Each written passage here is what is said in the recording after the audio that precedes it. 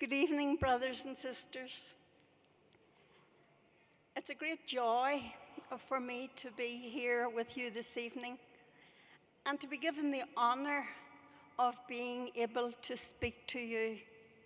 So I thank the organizers for their invitation. And what a wonderful, wonderful, wonderful occasion for us to be here. We come here as people from all different religions and none, from all different beliefs, and we come from all parts of the world, and we represent millions and millions of the human family who want peace.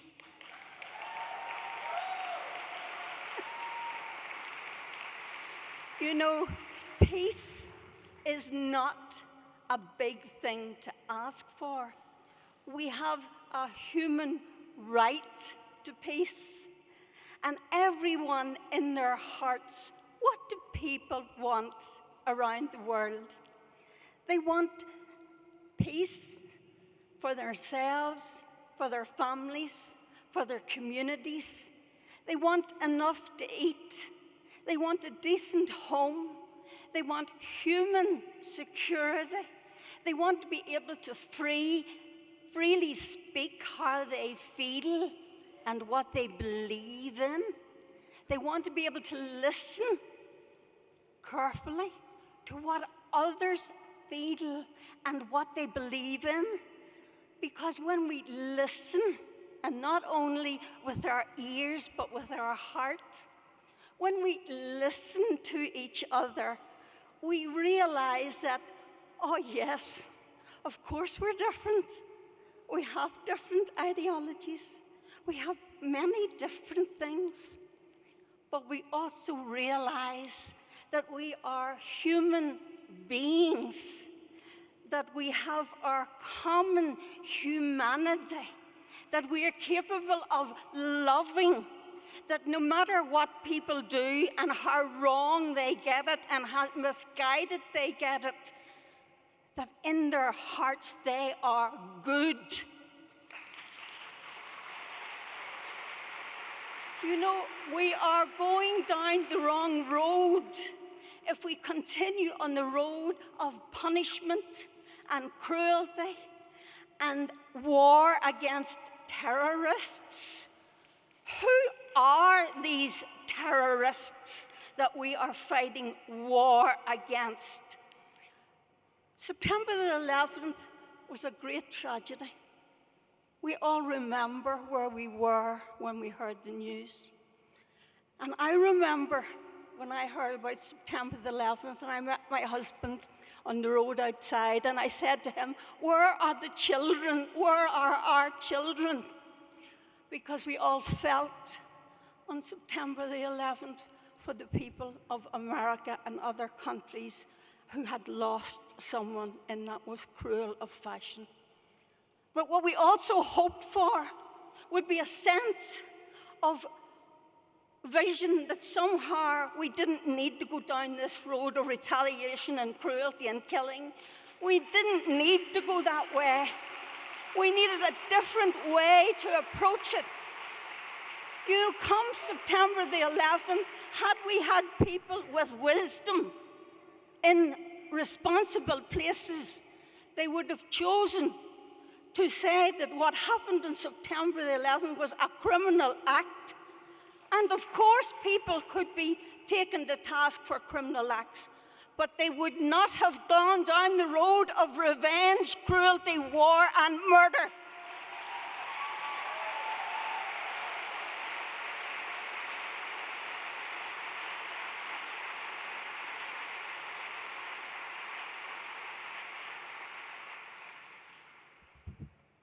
We are at the turning point in our history, and what we choose will be important for the future of our children and whether we survive as a human family. That's how serious it is now today. The way politics are going, the way wars are increasing, the way militarism is being used to teach people how to kill their brothers and sisters and go out and with nuclear weapons, which can be used and may well be used because they've been used by America before and they could be used again. Let's not fool ourselves. We need to begin to think in a whole new way. And I'm not just talking about tinkering with a few programs and bringing in a few small administrative charges. I am thinking that we have got to change our mindsets, our whole way of thinking, our whole way of acting as men and women in a civilized world. You know, we have got to find our humanity. We have got to resurrect our values. We have got to talk about morality. We have got to bring ethics into our personal and our political lives.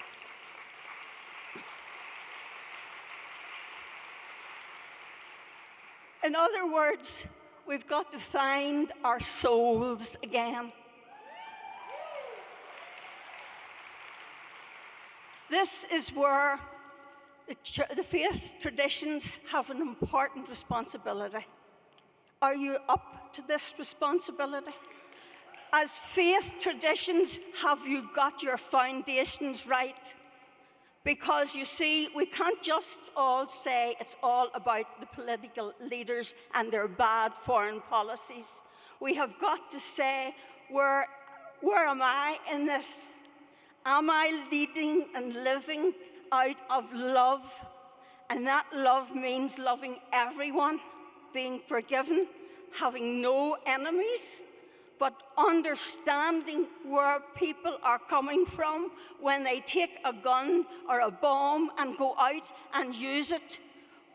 Where are they coming from? Let's ask the real questions, because it's only when we get to the root of what the violence is and where it's coming from, and we face on the root causes and begin to tackle them, will we have any hope whatsoever of beginning to get out of this mess that we are all in.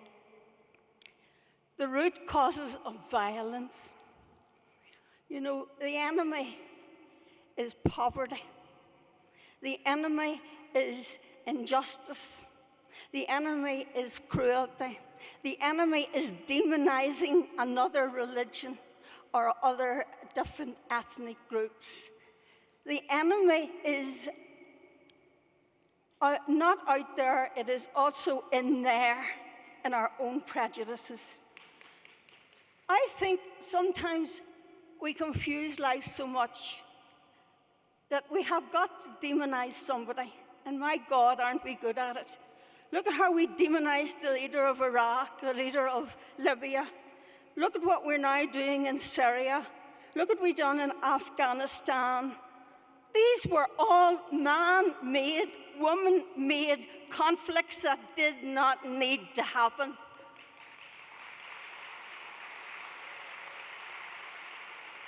I was in Iraq before the war, and we spoke to the Iraqi administration. They told us we've no nuclear weapons, we want dialogue.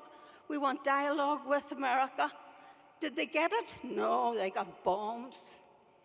I was in Syria twice in the last couple of years. Do you know what's happening in Syria?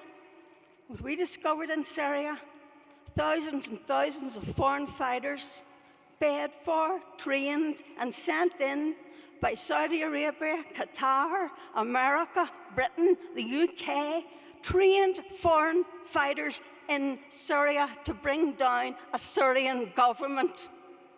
Do you read that in your press? No, you don't, because the Western media don't tell us the truth.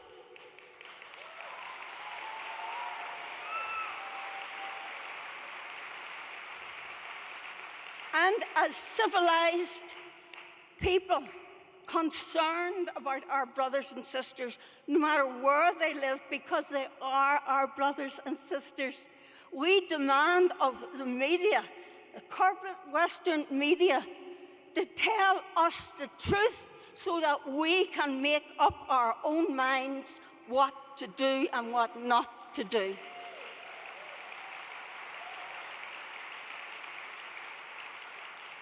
Western foreign policies have created a world that is very dangerous for any of us to be traveling about in. I appeal to the American administration, being here in America, and I have American roots.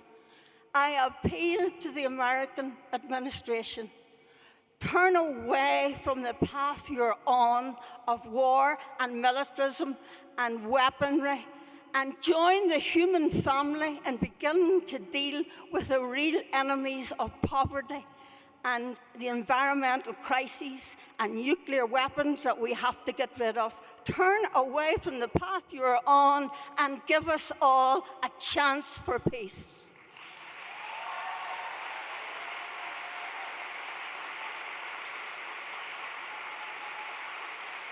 But I say to the churches and to the faith traditions,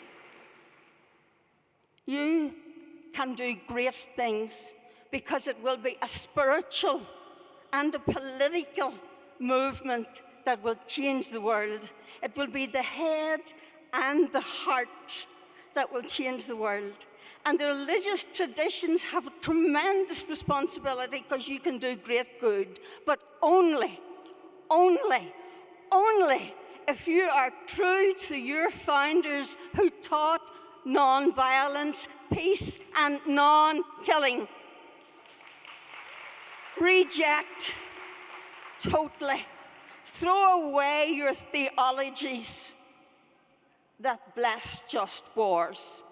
I, as a Christian, reject totally the just war theory, because in the words of Father John L. Mackenzie, a brilliant American theologian, the just war theology is a phony piece of morality.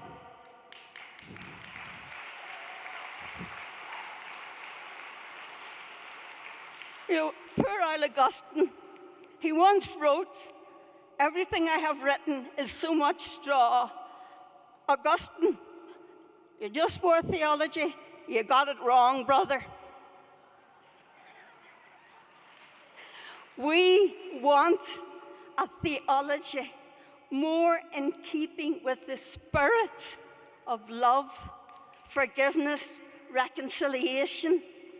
Muhammad, Jesus, the great prophets who taught love. Love one another as I have loved you. And do not kill. Thank you.